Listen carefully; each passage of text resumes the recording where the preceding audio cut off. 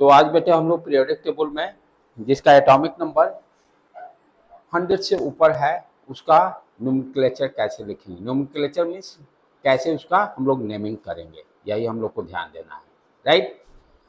तो नेमिंग करने के लिए कॉन्सेप्ट क्या है कि जैसे मान लो फॉर एग्जांपल 102 है, तो 1 का देखेंगे क्या लिखेंगे, 0 का देखेंगे क्या होगा, 2 का क्या होगा, और तीनों को सीक्वेंस में लिखने, ऑर्डर में लिखने के बाद उसका नेमिंग देखेंगे। तो हर का 0 से लेकर 9 डिजिट जो है 102, 104, 105 के लिए क्या 3 ही डिजिट होते हैं, 1 से लेकर 0 से लेकर 9 तक आएंगे।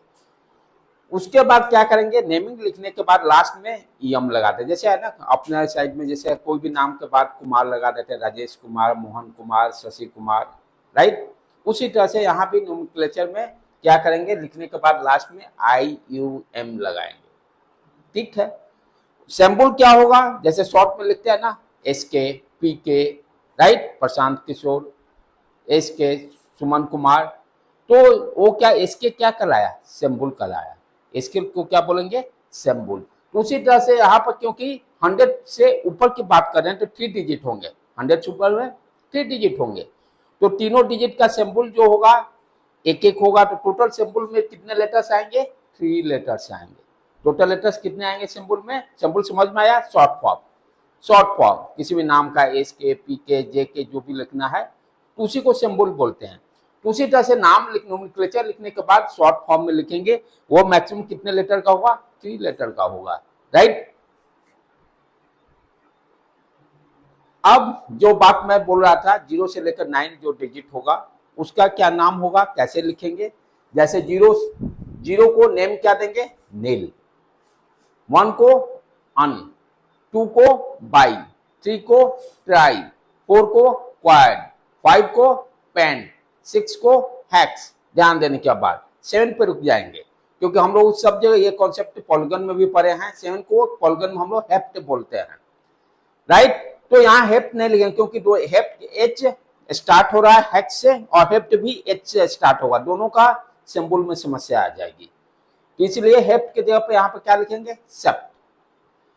फिर ऑप्ट इन, और ये क्या हो गया, एब्रिविएशन यानी सिंबल। नील फर्स्ट लेटर, नील का फर्स्ट लेटर N है, N से।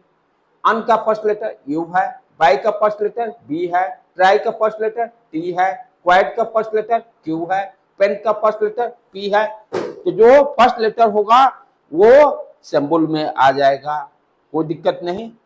जैसे फॉर एग्जांपल जैसे यहाँ दिया हुआ है, यदि एटॉमिक नंबर 105 है तो 1 का क्या लिखेंगे, अन, 0 का क्या लिखेंगे, नील, 5 का क्या लिखेंगे, पेंट। अब ये तीनों को यहां सीक्वेंस में पहले अन लिखा, नील लिखा, पेंट लिखा, लास्ट में मैं बताया ईएम जोड़ते हैं, IUM। अब ध्यान देना है यहाँ NN रिपीट हो रहा है, NN रिपीट हुआ तो एक सिंबल को, एक लेटर को यहां से डिलीट करके क्या लिखेंगे, UNILPENTIUM। सिंबल क्या होगा, फर्स्ट लेटर इसका U, नील का फर्स्ट लेटर N और पेंट का फर्स्ट लेटर P, यह सिंबल हो गया। इस तरह से आप कोई भी आप लिख सकते हो, जैसे 108, 108,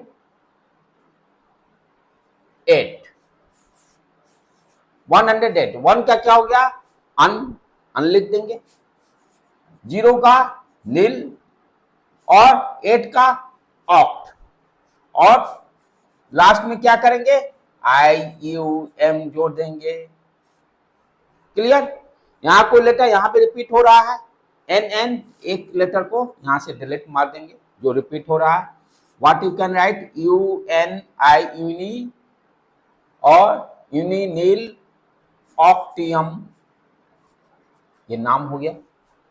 सिंबल फॉर्म में क्या लिखेंगे, first letter U, N nil और ऑक्ट UNO। तो यहां से भी एक क्वेश्चन आते हैं, राइट। सिंबल नोमेनक्लेचर सिंबल फॉर्म में क्वेश्चन कॉम्पिटिटिव एग्जाम में भी पूछते हैं और बोर्ड एग्जाम में भी पूछता है। इस चीज को आसान है कि सिर्फ कॉन्सेप्ट जानने की देरी है। राइट, आगे बढ़े हम लोग।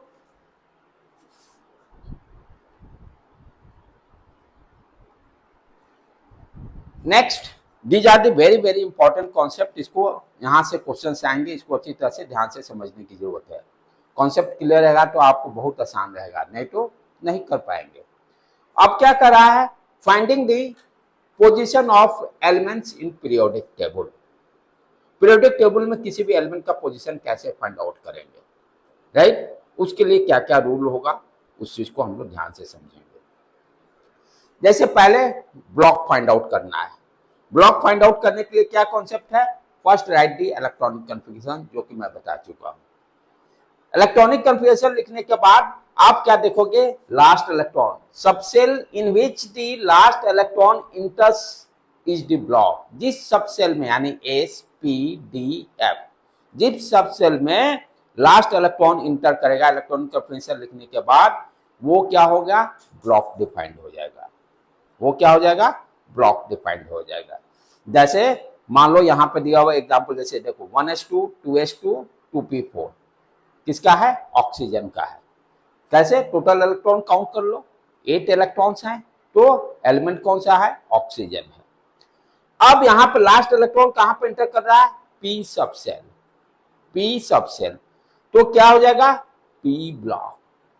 हमें क्या देखना है, लास्ट इलेक्ट्रॉन किस में इंटर कर रहा है, वो क्या देगा, मेरा ब्लॉक दे देगा। तो ब्लॉक कैसे निकालेंगे वो समझ में आया।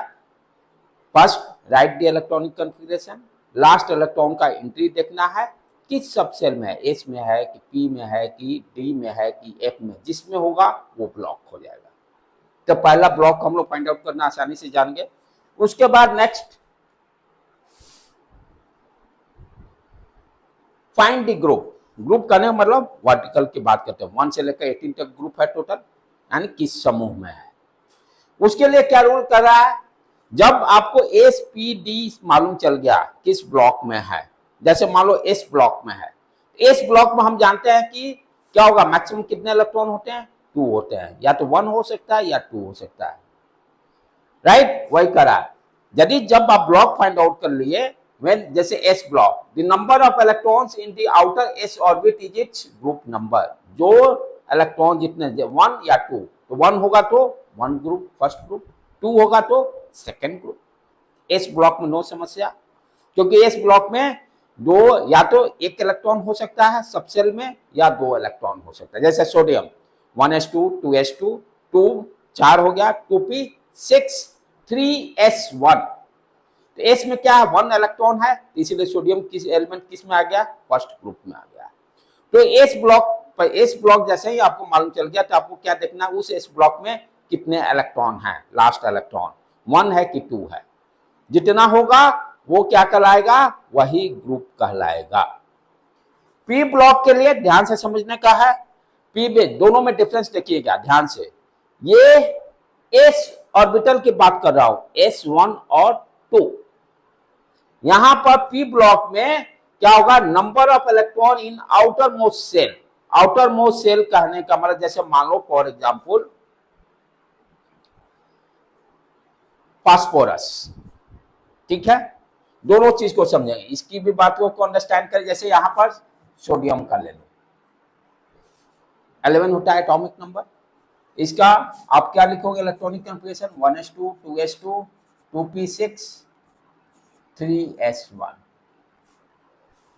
यहां से लास्ट इलेक्ट्रॉन किस में इंटर करेगा, s ऑर्बिटल में, इसको क्या बोलेंगे, ऑर्बिटल।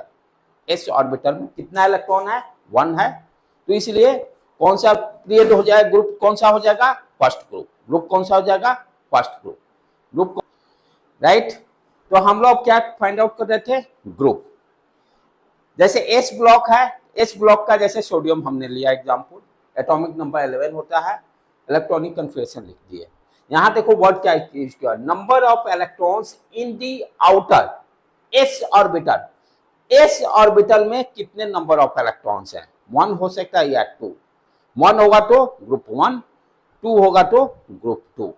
यहां 1 है इसलिए ग्रुप 1 में अलाइज किया। अब आ जाओ, पी ब्लॉक की बात कर रहा है। पी ब्लॉक में क्या लिखा, number of electrons in outermost shell. Outermost shell कहने का मतलब जैसे मान लो सिलिकॉन का एग्जांपल ले लेते हैं, 14 होता है सिलिकॉन का atomic number 14। Right the electronic configuration 1s2 2s2 2p6 3s2 कितना हो गया 12, 10 + 2 12, और उसके बाद किस में जाएगा 3p में कितना इलेक्ट्रॉन एंटर कर गया 2। क्लियर। यहां देखो क्या कर रहा है, number of electrons in outermost shell. Outermost shell, shell की बात कर रहा है, KLMNO, के का मतलब प्रिंसिपल क्वांटम नंबर N 1 2 3 4। तो आउटर मोस्ट सेल यहां कौन सा है 3, आउटर मोस्ट सेल 3 है। क्लियर है कॉन्सेप्ट, दोनों में डिफरेंस। यहां ऑर्बिटल की बात करें, यहां क्या कर रहा है outermost shell, outermost shell में ये आ गया।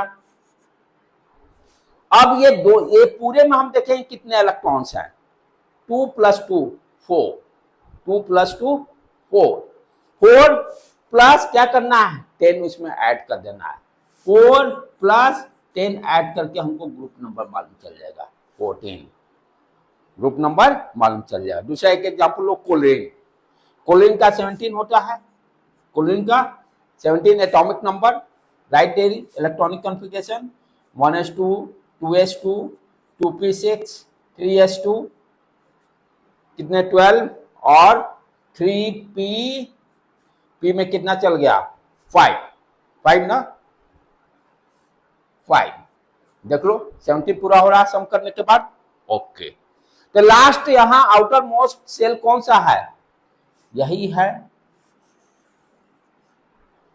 कितने इलेक्ट्रॉन है 7 इलेक्ट्रॉन्स है। तो ग्रुप कौन सा, रूट क्या होता है number of electrons in outermost shell 7 + 10 17 group हो गया। तो इस तरह से एस वाले को और पी वाले का हम ग्रुप फाइंड आउट कर लेंगे, कोई दिक्कत इसमें नहीं। पी ब्लॉक के लिए क्या करना है आउटर मोस्ट सेल में देखना है कितने इलेक्ट्रॉन्स हैं, उसमें 10 ऐड कर देना है, वो आपको पी सब सेल का दे देगा। राइट, 13 से लेकर 18 तक है। ओके, आगे बढ़ा जाओ।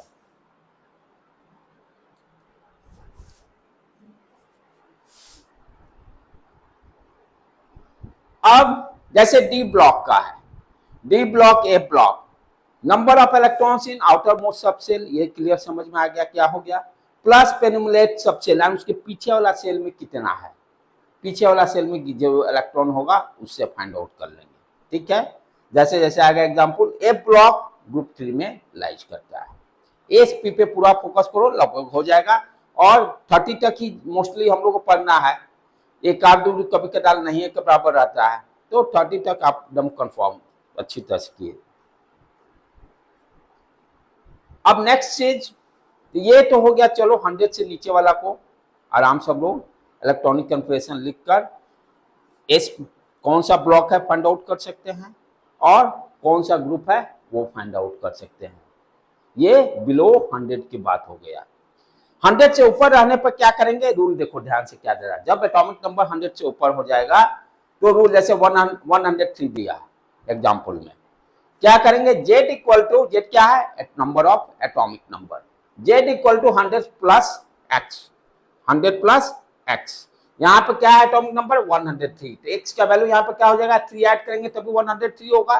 What is the value of x 3, जो x का वैल्यू होगा वही क्या कहलाएगा ग्रुप कहलाएगा, वही क्या कहलाएगा ग्रुप कहलाएगा।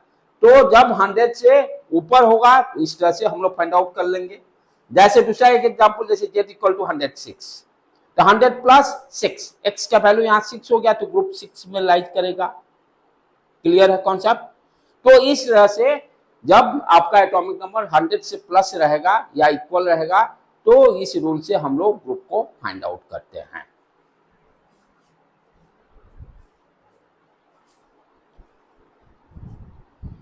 अब दूसरा चीज, ये तो ग्रुप की बातें हो गई, how to find the group. Next क्या है, पीरियड, हॉरिजॉन्टल की जो बात करते हैं 7 पीरियड है। 7 पीरियड को कैसे फाइंड आउट करते हैं, highest number of principal quantum number, यानी एन का वैल्यू देखते हैं, जो हाईएस्ट होगा वही क्या कहलाएगा, पीरियड। जैसे अभी सोडियम में देखे 3s1 हाईएस्ट क्या है 3, तो तीसरा पीरियड में लाइज करेगा। तो क्या कर रहा है ग्रुप, कैसे पीरियड फाइंड काउंट करे, राइट द इलेक्ट्रॉनिक कंफर्मेशन यहां भी लिखेंगे। उसके बाद क्या देखेंगे, highest value of principal quantum number, n का जो हाईएस्ट वैल्यू होगा वही क्या कहलाएगा, पीरियड कहलाएगा। जैसे अभी तुरंत देखे सोडियम का, सिलिकॉन का, सारा का देखे, जो हाईएस्ट पीरियड होगा, जैसे सिलिकॉन का भी 3 तो थर्ड पीरियड में लाइज करेगा। इस तरह से हम लोग पीरियड को फाइंड आउट करेंगे।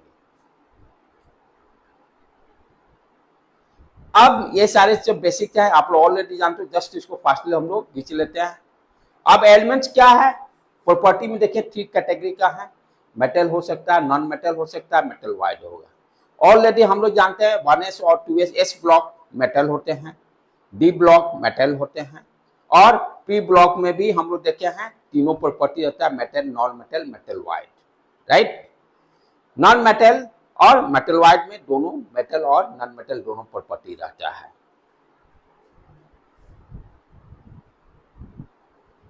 अब जैसे यहाँ पर इस पीरियोडिक टेबल में आपको सारे बताया है कौन कौन, अभी जैसे मैं बताया मेटल में ये कलर का ये शो कर रहा है, यानी यहाँ ये देखिए इस तरह से ये सारे मेटल्स हैं, ये आपको शो कर रहा है, ये देखिए ये बाउंड्री दिया हुआ है, ये सारे सारे के सारे क्या हैं, ये मेटल्स है हाइड्रोजन को छोड़कर। तो एस ब्लॉक पूरा आ गया, डी ब्लॉक पूरा आ गया। यहाँ देखिए मेटल और नॉन मेटल कैसे डिफरेंशिएट, यहाँ से एक डायगोनल लाइन आप ड्रॉ कर दीजिए, ड्रॉ द डायगोनल लाइंस। इस लाइन पे जो पढ़ेंगे वो क्या कहलाएंगे, मेटल वाइड, दोनों प्रॉपर्टी, सिर्फ ये ब्राउन को छोड़कर। सिलिकॉन, आर्सेनिक, जर्मेनियम, स्मिथ, ये क्या है, ये देखिए कलर भी दिया हुआ है मेटल वाइड का, ये सारे सिलिकॉन, आर्सेनिक, जर्मेनियम, स्मिथ, ये सारे क्या है, मेटल वाइड है। इस डायगोनल के ऊपर जितने हैं ये देखिए, इसके ऊपर ये सारे क्या हैं, ये सारे पोर्शन नॉन मेटल का। ये सारे आपको कॉन्सेप्ट एकदम पक्का होना जरूरी है। इनऑर्गेनिक केमिस्ट्री पढ़ने समय आपको कोई मुश्किल नहीं आएगी। जिस बच्चों के कॉन्सेप्ट क्लियर है, इनऑर्गेनिक केमिस्ट्री याद करने की जरूरत नहीं पड़ेगी, क्योंकि ये सारे कॉन्सेप्ट वहां पर हम लोग यूज करेंगे।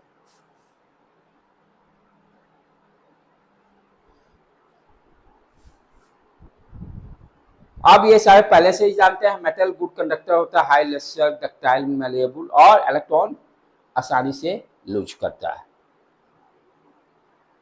उसी तरह से नॉन मेटल की बात करें, पुअर कंडक्टर होता है, ब्रिटल होता है, इलेक्ट्रॉन गेन करता है, जैसे क्लोरीन, ये सारे देखियो आसानी से इलेक्ट्रॉन को गेन करते हैं स्टेबिलिटी के लिए, तो आसानी से नॉन मेटल इलेक्ट्रॉन को गेन करते हैं।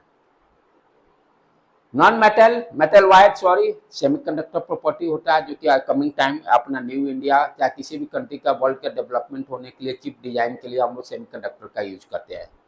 Brittle nature property depends on conditions. अब यहां से कॉन्सेप्ट चालू हो गया, जो 2-3-4 स्लाइड से बहुत ही इंपॉर्टेंट है आगे के पीरियोडिक टेबल में पढ़ने के लिए। अब यहाँ से थोड़ा सा पीरियोडिक टेबल में जो थोड़ा सा एडवांस हम लोग पढ़ने जा रहे हैं, और जो अभी 3-4 पेंट्रेशन और दूसरा स्क्रीनिंग इफेक्ट या शील्ड इफेक्ट, जिस बच्चे को समझ में आ गया पीरियोडिक टेबल पर 100% कमांड हो गया। पेंट्रेशन और शील्डिंग इफेक्ट समझना बहुत ही जरूरी है, क्योंकि आगे 4-5 जो प्रॉपर्टी है पीरियोडिक टेबल में ट्रेंड की बात करते हैं कि एटॉमिक रेडियस हॉरिजॉन्टल में बढ़ेगा कि घटेगा, वर्टिकल में बढ़ेगा कि घटेगा, इलेक्ट्रॉन एफिनिटी की बात करते हैं, आयोनाइजेशन एनर्जी की बात करते हैं, इलेक्ट्रोनेगेटिविटी की बात करते हैं, 100% क्वेश्चंस आने हैं दोनों वहाँ से। तो ये सारे कॉन्सेप्ट किस पर बेस है, स्क्रीनिंग इफेक्ट पर, राइट। स्क्रीनिंग इफेक्ट जिस बच्चे को समझ में आ गया अच्छी तरह से, आगे सारे बढ़िया से वो क्लियर कर लेगा, नहीं तो रट्टा मारना पड़ेगा, रट्टा मारेगा भूल जाएगा, 0 नंबर मिलना है। तो यहाँ पे क्या देखो, पेंट्रेशन कहने का मतलब क्या होता है कि किसी चीज को मान लो, ये जैसे कोई भी ऑब्जेक्ट है किसी वेलोसिटी से किसी से टकरा रहा, तो अंदर कितना जा रहा है, पेंट्रेट करना, अंदर कितना घुस पाया, राइट। जैसे गोली चला रहे हैं तो कितना अंदर वो इनफील्ड अंदर घुस पा रहा है। पेंट्रेशन का मतलब यदि ज्यादा स्पीड से जाएगा तो ज्यादा अंदर तक जा सकता है। जैसे रॉकेट मिसाइल्स जो हम लोग छोड़ते हैं जमीन में, तो कहते हैं ना 100 मीटर अंदर गया, दो किलोमीटर 3 किलोमीटर, जितना ज्यादा स्पीड उतना ही पेंट्रेशन ज्यादा होगा। ये बेसिक चीज हो गया लॉजिक, यानी जो लेमैन जैसे बात करें, पेंट्रेशन का मतलब पेंट्रेट करना, कितना डेप्थ में आप जा सकते हो। तो डेप्थ में ज्यादा जाने के लिए कॉन्सेप्ट क्या है, फिजिक्स में हाई स्पीड होना चाहिए, उतना वो डेप्थ में जाएगा। और लेकिन यहाँ पर क्या है, अब केमिस्ट्री है। यहाँ पर केमिस्ट्री में क्या है भाई, एटॉमिक स्ट्रक्चर है, न्यूक्लियस है, उसके चारों तरफ ऑर्बिट है। तो कोई भी बाहर से इलेक्ट्रॉन इंटर करेगा तो उस न्यूक्लियस के नजदीक कितना पहुंच सकता है, जो इलेक्ट्रॉन बाहर का इलेक्ट्रॉन जितने नजदीक पहुंचेगा कहेंगे उसका पेंट्रेशन उतना ही ज्यादा है, उसका पेंट्रेशन उतना ही ज्यादा है। जैसे कोई भी एटॉमिक है, जैसे ये न्यूक्लियस हो गया, इसके चारों तरफ ऑर्बिट हो गए। अब कोई भी इलेक्ट्रॉन है, चाहे बाहर का इलेक्ट्रॉन है, ये इलेक्ट्रॉन, तो यदि हाई पेंट्रेशन जितना होने का मतलब उतने वो न्यूक्लियस के नजदीक पहुंचेगा, न्यूक्लियस के नजदीक। यदि हाई स्पीड से आ जा रहा है तो यदि पेंट्रेशन उसका बोलते बहुत हाई है तो वाट उतना ही क्लोज टू न्यूक्लियस रहेगा, क्लोज टू न्यूक्लियस रहेगा। अब यहाँ पर ध्यान से देखने की बात है कि यहाँ पे तो मेरा क्या है, ऑर्बिटल है, S orbital, P orbital, D orbital, F orbital. Quantum mechanics में एटॉमिक स्ट्रक्चर में मॉडर्न जो है आपका कॉन्सेप्ट इसी पर बेस है। तो हम ऑलरेडी जानते हैं, यहाँ जो सीक्वेंस है इसको समझने की जरूरत है, क्यों हम एस को ज्यादा लिख रहे हैं, पी उसके बाद डी और f, why you are writing, रट्टा नहीं मारना, कॉन्सेप्ट को समझने का है। तो जैसे का यहाँ से ही लिख रहा है कि एस का पेंट्रेशन ज्यादा है, क्यों है उसको समझेंगे हम। पी का है, उसके बाद डी का है, उसके बाद एफ है। एस पी डी एफ है क्या, ऑर्बिटल है। आप जानते हो कि एस ऑर्बिटल का साइज छोटा सा, स्मॉल सर्किल जैसा, स्फेयर जैसा रहता है, सर्किल रहेगा। एस का साइज कैसा रहेगा, इस तरह से, स्मॉल साइज। पी का आप जानते हो, पी के लिए हम लोग क्या करते हैं, ये इस तरह से इलेक्ट्रॉन, ये बेसिकली क्या पढ़े हुए हैं, इलेक्ट्रॉन क्लाउड है। P orbital, p x, p y, p z, ये लोब हो गया। उसी तरह से डी के लिए डबल डम्बेल हम लोग बोलते हैं, प्लेन में आता है, प्लेन में, राइट, प्लेन में रहेगा इस तरह से। अब यहाँ पर समझने की बात है, एफ का अभी ठीक से पता नहीं है कैसा स्ट्रक्चर क्या है, इसके बारे में ज्यादा जानकारी लोगों के पास नहीं है। अब क्या हो रहा है कि हर ऑर्बिटल में, ये क्या है, एस ऑर्बिटल, ये पी हो गया, ये डी हो गया, एफ के बारे में ज्यादा नॉलेज नहीं है। सारे में हम दो दो इलेक्ट्रॉन डालते हैं और देखते हैं किसमें कितना दम है इलेक्ट्रॉन को रोकने का। जो जितना रोकेगा उतना ही उसका पेंट्रेशन पावर हाई रहेगा, राइट। तो जैसे एस ब्लॉक में मैंने दो इलेक्ट्रॉन डाल दिया, साइज छोटा है, इलेक्ट्रॉन डालने का मतलब सेम नेचर का हो गया। दोनों के बीच में कैसा फोर्स लगेगा, repulsive force. Boys boys, girls girls रहेंगे तो रिपल्सिव फोर्स। दोनों नजदीक रहेंगे उतना ही ज्यादा फोर्स लगेगा, क्योंकि क्या है, इलेक्ट्रोस्टैटिक ऊपर है ना, कूलम्ब्स लॉ, के Q1 Q2 upon r square. R कम होगा तो फोर्स ज्यादा होगा, नजदीक जितना बैठेंगे झगड़ा उतना ही ज्यादा होगा, झगड़ा ज्यादा होने का मतलब फोर्स ज्यादा, रिपल्सिव फोर्स लगेगा। तो एस ऑर्बिटल में हम देख रहे हैं साइज छोटा होने के कारण रिपल्सिव फोर्स सबसे ज्यादा लगेगा, यानी सबसे ज्यादा यानी किस कोई भी अंदर आने के लिए रोकने की क्षमता इसमें सबसे ज्यादा है। तो बिकॉज ऑफ साइज इसका पेंट्रेशन ज्यादा हो गया। दूसरा चीज पी ब्लॉक, पी ब्लॉक में ये देखो आर का वैल्यू ज्यादा है, डिस्टेंस दोनों इलेक्ट्रॉन के बीच में, दो बॉयज या गर्ल्स के बीच में अब डिस्टेंस बढ़ गया, तो डेफिनेटली फोर्स कम हो जाएगा, झगड़ा भी कम होगा। तो यहाँ पे क्या हुआ, इसकी रोकने की क्षमता कम हो गई क्योंकि फोर्स कम लग रहा है। फिर उसी तरह से डी ऑर्बिटल में और कम हो जा रहा है क्योंकि डिस्टेंस दो इलेक्ट्रॉन के बीच का डिस्टेंस और कम हो जाएगा, राइट। हम क्या देख रहे हैं, तो इस तरह से लॉजिक को डेवलप कर रहे हैं कि इसलिए यहां पर दिया हुआ सीक्वेंस में एस का पेंट्रेशन सबसे ज्यादा, उसके बाद पी का, उसके बाद डी का, उसके बाद एफ का। एस सबसे छोटा साइज है, इलेक्ट्रॉन के बीच में डिस्टेंस कम रहेगा, फोर्स ज्यादा रहेगा, बाहर वालों को रोकने की क्षमता उसमें सबसे ज्यादा रहेगी, ठीक। और इसी पेंट्रेशन को हम क्या बोलते हैं, शील्डिंग इफेक्ट। इसी पेंट्रेशन को हम क्या बोलते हैं, शील्डिंग इफेक्ट।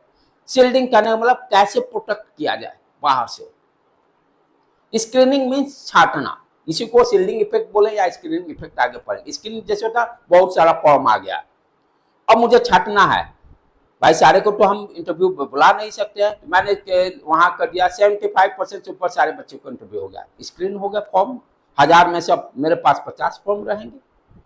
तो क्या करें, जो लार्ज स्केल में पोस्ट है उसको कैसे रिड्यूस किया जाए। वो स्क्रीनिंग और शील्ड क्या कर रहा है, उस फोर्स को कम कर रहा है जो एक्चुअल फोर्स लग रहा है। न्यूक्लियस और इलेक्ट्रॉन के बीच में, न्यूक्लियस पे पॉजिटिव चार्ज है और इलेक्ट्रॉन पे नेगेटिव चार्ज है, उस फोर्स को शील्डिंग इफेक्ट कम कैसे करेगा। जैसे फॉर्म 1000 आ गए, तो उस फॉर्म को हमको रिड्यूस करना है, तो मैंने मार्क्स अप्लाई कर दिया, 75% अबव स्टूडेंट को इंटरव्यू मैं लूंगा। तो क्या किया, 1000 फॉर्म को कम करना, तो कौन कम किया, 75% वाला कंडीशन में। वही क्या हुआ, स्क्रीनिंग इफेक्ट हुआ।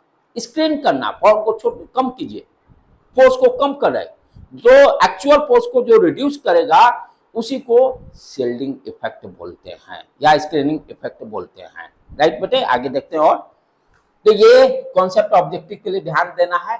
Order of penetration power, S PDF में ऑब्जेक्टिव में पूछता है, तो एस में सबसे ज्यादा, उसके बाद पी में, डी में और एफ में।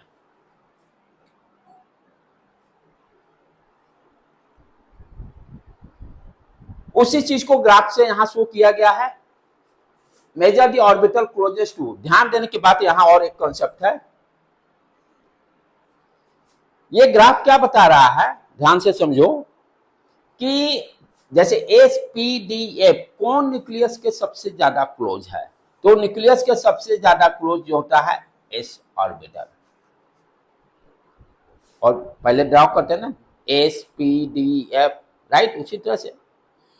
तो उसके बाद सबसे क्लोज एस हुआ, उसके बाद पी आता है, उसके बाद डी आएगा, एफ के बारे में ज्यादा जानकारी नहीं है।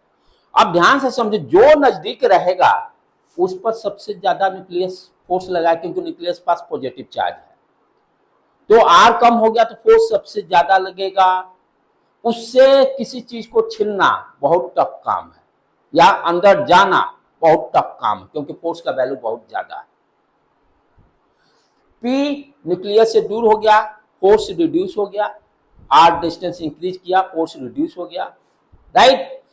और डी और कम हो गया। उसी को यहां ग्राफ से बता रहा है न्यूक्लियस के नजदीक कौन सा। जैसे ये देखो, येलो वाला 3s को बता रहा है क्लोज टू न्यूक्लियस, उसका 3p दूर हो गया, 3d उससे भी दूर चला गया। तो ये ध्यान देना है, न्यूक्लियस के सबसे नजदीक s होता है, उसके बाद p होगा, उसके बाद d होगा, उसके बाद f होगा।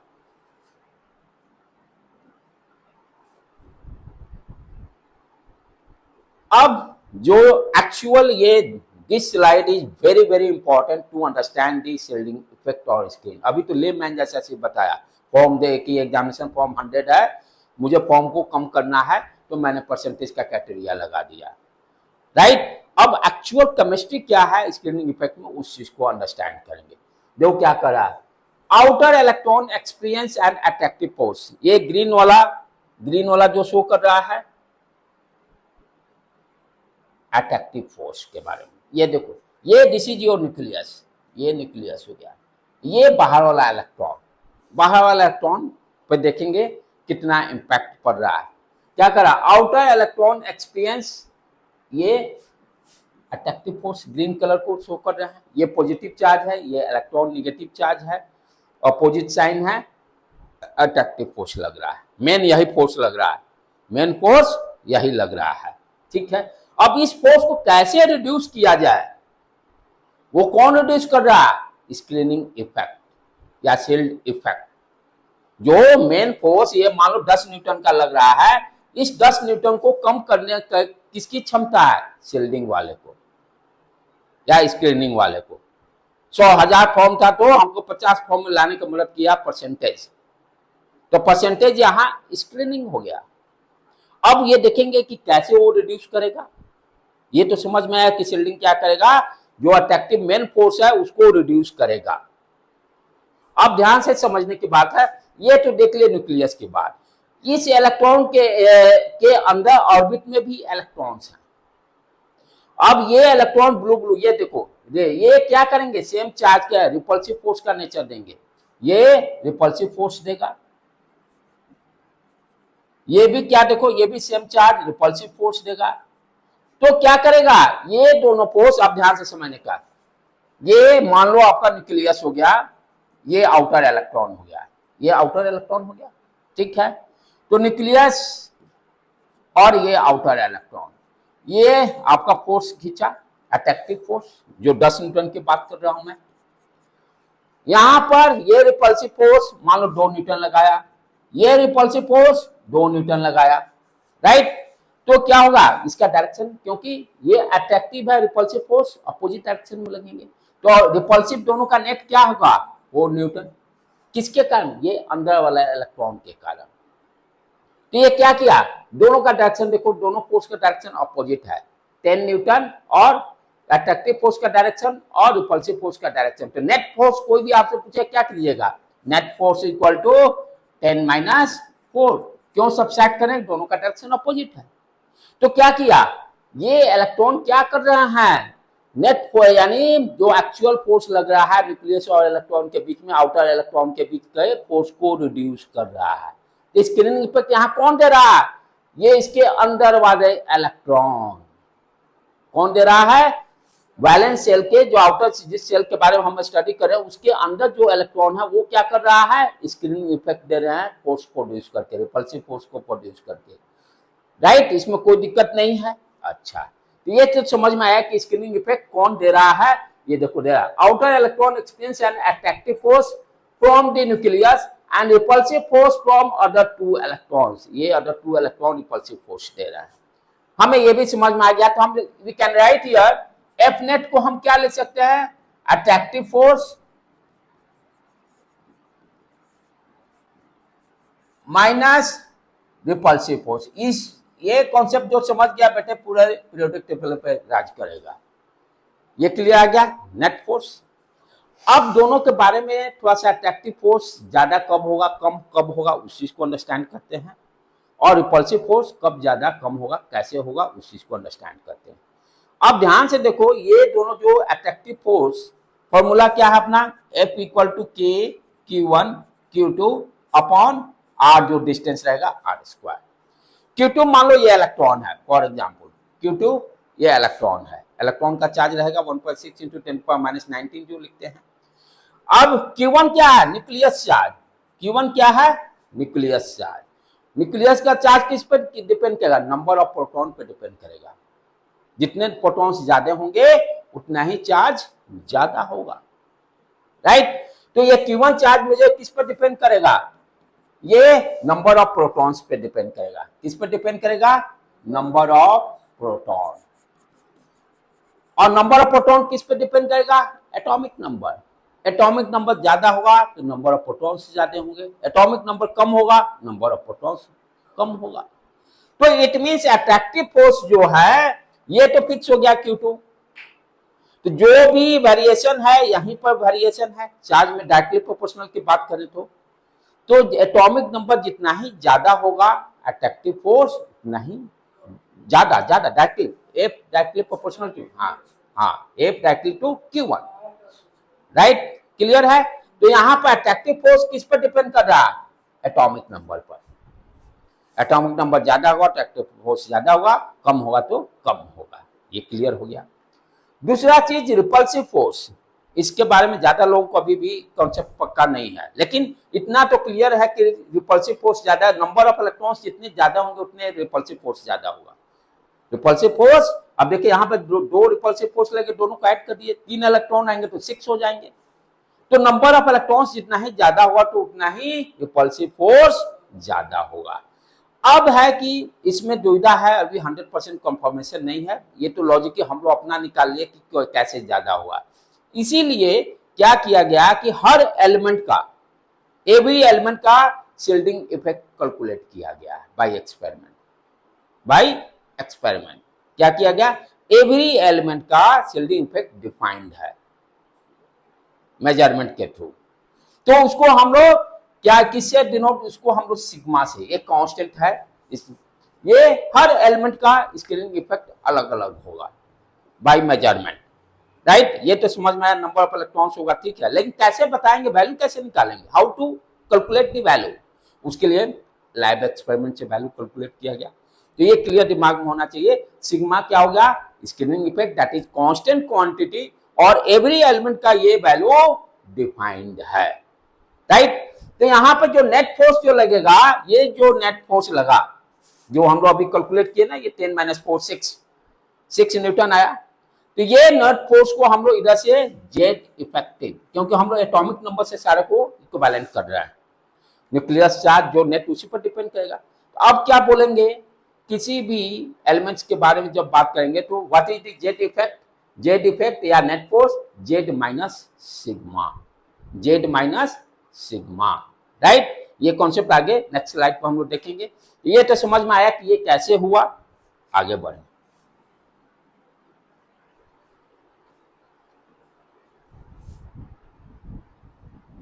अब देखो ये सारा को सर्मिंग अप कर लें, क्योंकि ये सारी चीज समझ गए हम लोग।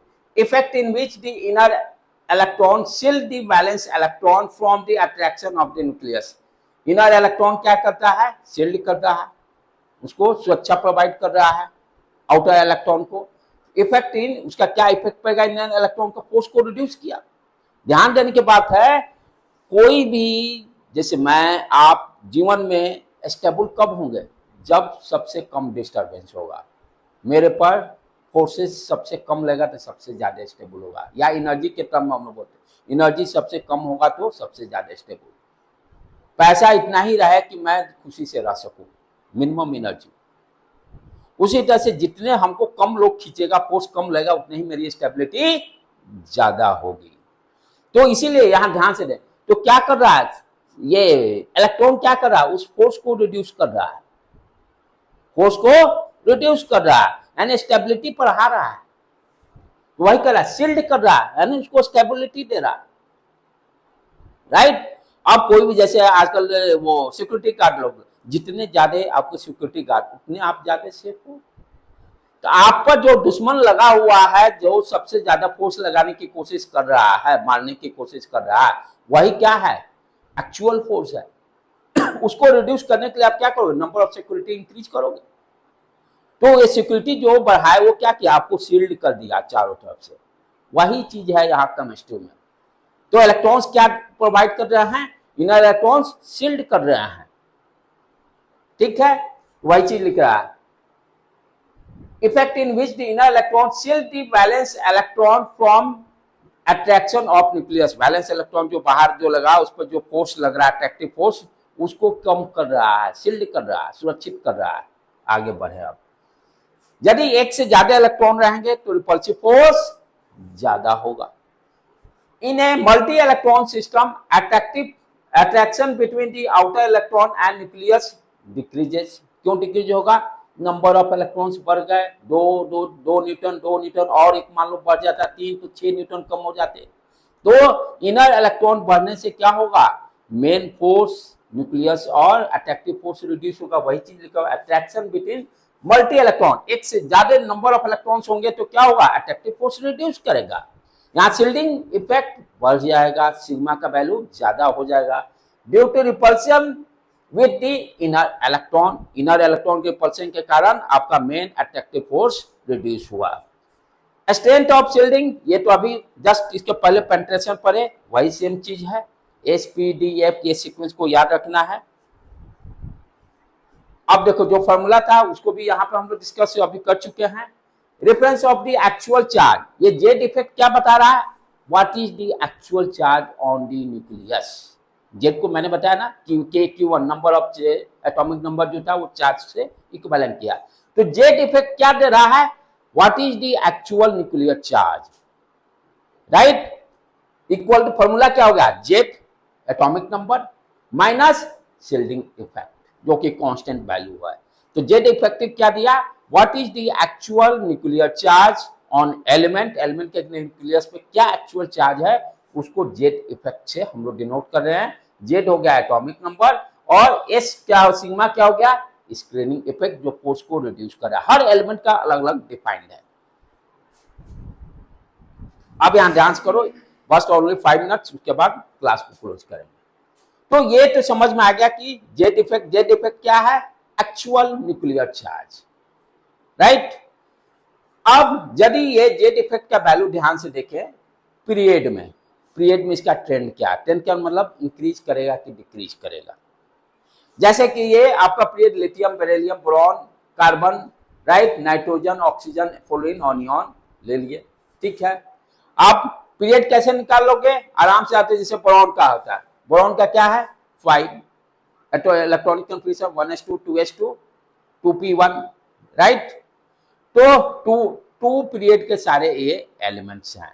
आप ध्यान से देखो कैसे कैलकुलेट करेंगे, atomic number minus cell effect. ये जो वैल्यू आया है, ये जो आप वैल्यू देख रहे हो ना, ये आपका एक्चुअल जेड इफेक्ट की वैल्यू दे रहा है 1.3 1.95 2.60 3.25 3.945। How to find Z effect equal to Z minus sigma. हर एलिमेंट का सिग्मा अलग अलग होगा, हर एलिमेंट का सिग्मा अलग होगा। जेड मालूम है सबका, उसमें से उसको सब्सट्रैक्ट कर देंगे तो ये वैल्यू मुझे मिल जाएगा। आप ध्यान से देखो पीरियड में क्या हो रहा है, वैल्यू इंक्रीज कर रहा है, वैल्यू इंक्रीज कर रहा है, राइट। तो पीरियड में वैल्यू इसमें क्या हो रहा है, एक्चुअल में इलेक्ट्रॉन्स बढ़ते जा रहा है ना, एक ही ऑर्बिट में number of electrons, inner electrons increase कर रहा है।